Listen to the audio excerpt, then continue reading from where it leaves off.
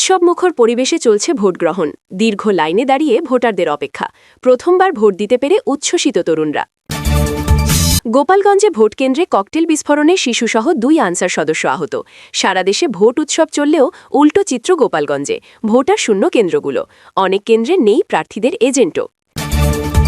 নিজ নিজ আসনে ভোট দিলেন তারেক রহমান, ডাক্তার শফিকুর রহমান, নাহিদ ইসলাম। ভোটের পরিবেশ নিয়ে সন্তুষ্টি প্রকাশ। সকালেই ঢাকা 17 আসনের কেন্দ্রে এসে ভোট দিলেন প্রধান উপদেষ্টা। মানুষের আগ্রহ দেখে উচ্ছ্বাস প্রকাশ করে জানালেন শুভেচ্ছা। নির্বাচনের আগের রাতে গুজবের ছড়াছড়ি। ফেসবুক জুড়ে তোলপাড়। জামায়াত আমিরের সতর্কবার্তা। সারা দেশে দাড়িপাল্লার জয় জয়কার। নীরবে চলছে দাঁটিপাল্লায় সিল। কোণঠাসা বিএনপি। বিজয় নিশ্চিত। এতক্ষণ শুনছিলেন সংবাদ শিরোনাম। এখন থাকছে বিস্তারিত। ত্রয়োদশ জাতীয় সংসদ নির্বাচন ও গণভোটের ভোট গ্রহণ শেষে ফল কখন মিলবে তা নিয়ে চলছে নানা আলোচনা। এবার প্রথমবারের মতো সংসদ নির্বাচনের সঙ্গে অনুষ্ঠিত হচ্ছে গণভোট। ফলে ভোট গণনা ও ফল প্রকাশে বেশি সময় লাগতে পারে বলে এরই মধ্যে জানিয়েছে নির্বাচন কমিশন। ভোট গ্রহণের পরদিন অর্থাৎ শুক্রবার সকালে ফল প্রকাশের আশা করছে সংস্থাটি। যদিও সাবেক নির্বাচনী ও প্রশাসনিক কর্মীরা মনে করছেন পূর্ণাঙ্গ ফল মিলতে সময় গড়াতে পারে শুক্রবার বিকাল পর্যন্ত। এবার সংসদ ও গণভোট একসঙ্গে হওয়ায় দুটি ব্যালট পেপার গণনার বিষয় যেমন রয়েছে, তেমনি পোস্টাল ব্যালটের গণনাও রয়েছে। কেন্দ্রে ফল দেওয়ার পর রিটার্নিং কর্মকর্তার কার্যালয় থেকে আসন ভিত্তিক একীভূত ফল ঘোষণা করা হবে। এরপর নির্বাচন কমিশন সচিবালয়ে স্থাপিত ফল সংগ্রহ ও পরিবেশন কেন্দ্র থেকে ঘোষণা আসবে। 13 ফেব্রুয়ারি দিনের প্রথম ভাগেই ফলাফল ঘোষণা হতে পারে বলে জানিয়েছেন নির্বাচন কমিশনার মোহাম্মদ আনোয়ারুল ইসলাম সরকার। শুক্রবার সকাল 10টায় গণনা শেষ হতে পারে জানিয়ে নির্বাচন কমিশন সচিবালয়ের সচিব আক্তার আহমেদ বলেন, ফল আসতে দেরি হওয়ার কোনো কারণ নেই। এছাড়াও ভোট গণনায় এবার সময় বেশি লাগবে তা গত 23 জানুয়ারিতেই স্পষ্ট করেন ইসি সচিব আক্তার আহমেদ। তিনি বলেন, এবার ভোটাররা দুটি ব্যালটে ভোট দেবেন।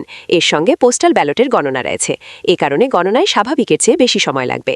আর একজন রিটার্নিং কর্মকর্তার কাছে একাধিক আসন থাকলে আরও কিছু বেশি সময় লাগবে। এ বিষয়ে নির্বাচন কমিশনার আবুল ফাজল মোহাম্মদ সানাউল্লাহ মঙ্গলবার গণমাধ্যমকে জানান, সংসদ ও গণভোটের ফল একসঙ্গে দেওয়া হবে। কেন্দ্রীয় ভোট গণনা একসঙ্গে হবে, ফলও একসঙ্গে। এর আগে 1977 সালে প্রথম গণভোটে ফল ঘোষণায় 30 ঘণ্টা সময় লেগেছিল। এবার সংসদ ও গণভোট দুটো একসঙ্গে হচ্ছে। ভোটার বেড়ে হয়েছে 13 কোটি। 42,761টি কেন্দ্রে গ্রহণ করা হবে ভোট। সারা দেশে উৎসবমুখর পরিবেশে চলছে ভোটগ্রহণ। তবে এর বিপরীত চিত্র আওয়ামী লীগের ঘাঁটি গোপালগঞ্জে। যেন জৌলুস হারিয়েছে নির্বাচন। কেন্দ্রগুলোতে অন্যান্য বছরের তুলনায় ভোটার উপস্থিতি কম। অনেক কেন্দ্রে ধানের শীষ ছাড়া অন্য প্রার্থীর এজেন্ট নেই। গোপালগঞ্জ 3 আসন থেকে শেখ হাসিনা নির্বাচন করতেন এবং আওয়ামী লীগ যতবার নির্বাচনে অংশ নিয়েছে ততবারই তারা এই আসনে বিপুল ভোটে বিজয়ী হয়েছে। কিন্তু এবার আওয়ামী লীগের কার্যক্রম নিষিদ্ধ থাকায় তারা নির্বাচনে অংশগ্রহণ করতে পারেনি। তাই ভোটারদের মাঝে ভোট নিয়ে এক ধরনের অনাগ্রহ আছে।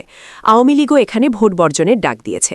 আওয়ামী লীগের এই ভোট বর্জনের ডাক গোপালগঞ্জে সবচেয়ে বেশি কার্যকর হবে বলে ধারণা করছেন স্থানীয়রা। তবে আওয়ামী লীগের স্থানীয় নেতারা প্রকাশ্যে এসে ভোট বর্জনের মতো কোনো কর্মসূচি দেননি, কারণ তাদের অনেকের নামেই মামলা রয়েছে, কেউ কেউ জেলে। তবে সাধারণ ভোটারদের মাঝে ভোট নিয়ে আগ্রহ কম হলেও প্রার্থীদের এজেন্টরা আশা করছেন বেলা বাড়ার সঙ্গে সঙ্গে ভোটার উপস্থিতি কিছুটা বাড়তে পারে। তারা আশা করছেন 50% ভোটার উপস্থিতি হবে। এদিকে গোপালগঞ্জ সদনের একটি ভোটকেন্দ্রে ভোটগ্রহণ চলাকালে ককটেল বিস্ফোরণের ঘটনা ঘটেছে। সকাল 9টার দিকে সদর উপজেলার রেশমা ইন্টারন্যাশনাল স্কুলের ভোটকেন্দ্রে এ ঘটনা ঘটে।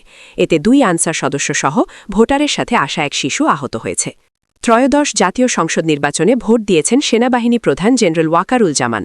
আজ বৃহস্পতিবার 12 ফেব্রুয়ারি সকাল 10টা 25 রাজধানীর আদমজী ক্যান্টন কলেজে ভোট প্রদান করেন তিনি।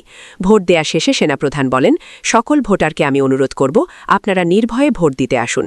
এটা আমাদের জন্য খুবই গুরুত্বপূর্ণ দিন। ইনশাল্লাহ আমরা একটি সুষ্ঠু নির্বাচন দিতে সক্ষম হব। এদিকে ফেনী সদর উপজেলার ফরহাদনগর ইউনিয়নের মধ্যম ফরহাদনগর গ্রামের মাহবুবুল হক উচ্চ বিদ্যালয় কেন্দ্রে জামায়াতে ইসলামীর এক কর্মীর ওপর অতর্কিত হামলার অভিযোগ উঠেছে। এ ঘটনায় বিএনপির 2 কর্মী বকু ও স্বপনের বিরুদ্ধে অভিযোগ তোলা হয়েছে। লক্ষ্মীপুর সদর উপজেলার চর রমণীমোহন এলাকায় এক জামায়াত কর্মীর বসতঘরে অগ্নিসংযোগের ঘটনা ঘটেছে। দুর্বৃত্তদের দেয়া এই আগুনে আব্বাস উদ্দিন 45 নামের ওই কর্মীর শরীরের বড় একটি অংশ দগ্ধ। বর্তমানে তিনি আশঙ্কাজনক অবস্থায় সদর হাসপাতালে চিকিৎসাধীন। পটুয়াখালীর কলাপাড়ায় জাল ভোট দেওয়ার চেষ্টার অভিযোগে 2 জনকে এবং গোপন কক্ষে ছবি তোলার অভিযোগে একজনকে আটক করেছে পুলিশ। এই তথ্য নিশ্চিত করেছেন সহকারী রিটার্নিং কর্মকর্তা এবং কলাপাড়া উপজেলা নির্বাহী কর্মকর্তা কাউসার হামিদ। কুষ্টিয়া ৩ সদর আসনের সংসদ সদস্য প্রার্থী মুফতি আমির হামজা বলেছেন, জীবনের প্রথমবার ভোট দেওয়ার অভিজ্ঞতা পেয়ে তার ঈদের মতো আনন্দ লাগছে। তিনি আশা প্রকাশ করে বলেন, উৎসবমুখর পরিবেশে সুষ্ঠু নির্বাচন অনুষ্ঠিত হচ্ছে। ভোট প্রদান শেষে তিনি সাংবাদিকদের বলেন, ঈদের আনন্দ নিয়ে নির্বাচন হবে ইনশাআল্লাহ। সবাই যেন স্বতঃস্ফূর্তভাবে ভোট দিতে পারে এই প্রত্যাশা করছি। জনগণের রায় আমরা মেনে নেব। ব্রাহ্মণবাড়িয়া জেলার শাহবাজপুর উত্তর সরকারি প্রাথমিক বিদ্যালয় কেন্দ্রে ভোট দেন স্বতন্ত্র প্রার্থী হাঁস প্রতীকের রুমিন ফারহানা। ফাহানা কেমে পৌঁছালে হাঁস হাঁস বলে স্লোগান দিতে থাকে তার সমর্থকেরা। শাহবাজপুরের নিজ বাসা থেকে প্রায় 2 কিলোমিটার দূরে কেন্দ্রে যাওয়ার পথেও ভোটারেরা, বিশেষ করে নারী ভোটারেরা, নিজের বাড়ির সামনে রাস্তার পাশে দাঁড়িয়ে হাত তুলে শুভেচ্ছা জানান তাকে। ঢাকা ৮ আসনের মির্জা আব্বাস মহিলা ডিগ্রি কলেজ ভোট কেন্দ্রে শাপলা প্রতীকের পোলিং এজেন্টকে কেন্দ্রে প্রবেশে বাধা দেওয়ার অভিযোগ উঠেছে। পরে সেনাবাহিনীর একটি দল এসে পরিস্থিতি নিয়ন্ত্রণে আনলে সংশ্লিষ্ট এজেন্ট কেন্দ্রে প্রবেশের সুযোগ পান। জানা গেছে, গোলাম মোস্তফা নাসিরুদ্দিন পাটোয়ারি শাপলা প্রতীকের পক্ষে দায়িত্বপ্রাপ্ত পোলিং এজেন্ট ছিলেন। তার কাছে প্রয়োজনীয় বৈধ কাগজপত্র থাকা সত্ত্বেও তাকে কেন্দ্রে ঢুকতে দেওয়া হয়নি বলে অভিযোগ করেন তিনি। তার দাবি, ধানের শীষ প্রতীকের সমর্থকেরা তাকে বাধা দেন। চলছে বহুল কাঙ্ক্ষিত ভোটগ্রহণ।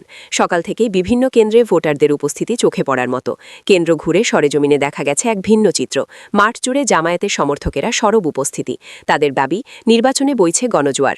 ভোটারদের মুখে মুখে শোনা যাচ্ছে একটাই প্রতীক, দাড়িপাল্লা। ভোটারদের সঙ্গে কথা বলে জানা গেছে, অনেকে পরিবর্তনের প্রত্যাশায় কেন্দ্রে এসেছেন। সমর্থকদের ভাষ্য, এবারের ভোটে তাদের পক্ষেই যাচ্ছে জনসমর্থন। তবে নির্বাচনকে ঘিরে অভিযোগও রয়েছে। বিএনপির বিরুদ্ধে একাধিক কেন্দ্রে প্রভাব বিস্তারের অভিযোগ উঠেছে বলে জানা গেছে। প্রতিদ্বন্দ্বী পক্ষের দাবি, কিছু স্থানে ভোটের পরিবেশ প্রভাবিত করার চেষ্টা হয়েছে। সব মিলিয়ে উৎসবমুখর পরিবেশের মধ্যেও অভিযোগ পাল্টা অভিযোগে উত্তপ্ত নির্বাচনী মাঠ। যশোরে বাংলাদেশ জামায়াতে ইসলামীর কর্মীদের ওপর হামলা চালিয়েছে বিএনপি সমর্থকেরা। এ ঘটনায় জামায়াতের 2 কর্মী আহত হয়েছেন। বৃহস্পতিবার 12 ফেব্রুয়ারি সকাল 7:40 দিকে যশোর 3 আসনের তালবাড়িয়া সরকারি প্রাথমিক বিদ্যালয় ভোটকেন্দ্রের বাইরে এ ঘটনা ঘটে। বরিশাল সদর 5 ও বরিশাল 5 আসনে ইসলামী আন্দোলন বাংলাদেশের প্রার্থী মুফতি সৈয়দ মোহাম্মদ ফৈজুল করিম বলেছেন, রেজাল্টের আগ পর্যন্ত নির্বাচন ভালো কি মন্দ হচ্ছে তা বলবো না। নির্বাচন ভালো ছিল, একথা রেজাল্টের আগে বা পরে বলার সুযোগ নেই। অনেক সময় দেখা যায় পরিবেশ ভালো কিন্তু ভেতরে অন্য কিছু। আবার অনেক সময় দেখা যায় নির্বাচন ভালো হয়েছে কিন্তু রেজাল্ট ভিন্ন খাতে প্রবাহিত হয়েছে। বাংলাদেশের নির্বাচনে এরকম অনেক ঘটনা ঘটেছে। এজন্য রেজাল্টের আগে আমি বলবো না ভোট ভালো হয়েছে কিংবা মন্দ হয়েছে। নতুন ভোরে শুরু ভোটের লড়াই। সকাল 8:30 থেকেই সারা দেশে শুরু হয়েছে ত্রয়োদশ জাতীয় সংসদ নির্বাচনের ভোট গ্রহণ। তবে ভোট শুরুর আগের রাতেই সামাজিক যোগাযোগ মাধ্যম জুড়ে গুজবের ছড়াছড়ি। একের পর এক গুজবে সয়লাব ছিল ফেসবুক। এর মধ্যে পটুয়াখালী 3 আসনে বিএনপি সমর্থিত প্রার্থী গণ অধিকার পরিষদের সভাপতি নুরুল হক নূর তার ফেসবুক পেজে একটি ফটোকার্ড শেয়ার করেন, যেখানে দাবি করা হয় তার প্রতিপক্ষ স্বতন্ত্র প্রার্থী ও বহিষ্কৃত বিএনপি নেতা হাসান মামুন নির্বাচন থেকে সরে দাঁড়িয়েছেন। এ বিষয়ে তার প্রতিদ্বন্দ্বী পক্ষ থেকে হাসান মামুনকে একাধিকবার ফোন করা হলেও তাকে পাওয়া যায়নি।